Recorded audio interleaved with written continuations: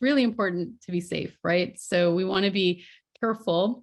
Some types of yoga, for example, Bikram or heated yoga, sometimes those are perhaps not the best for our patients because they can affect blood pressure. And it's a very hot room and it can really drop people's blood pressure. So you want to be mindful of, entering something that's so new and different and perhaps unsafe. So I think, we don't want to be signing up for another type of yoga is vinyasa, which is a flow yoga, where people are, moving from one posture to the other. There's often an aerobic element of it. These are quite, sometimes strenuous classes. And so perhaps we start with, a chair class. And perhaps looking at, there are some Parkinson specific classes depending on where you live in the country. There are even some online classes that started during the pandemic. They went online, and I think they've now transitioned back to sort of in person.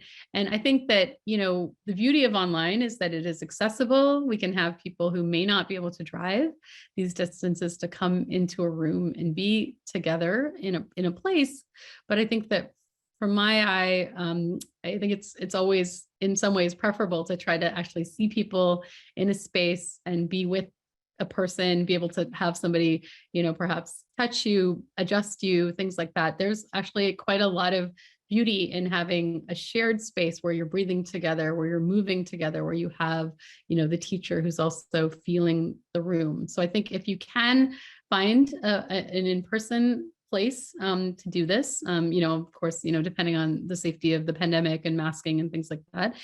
Some people have been doing some of these classes outside, but, I think starting in a chair, so you get a sense of some of the movements, depending on your level of mobility, and going from there.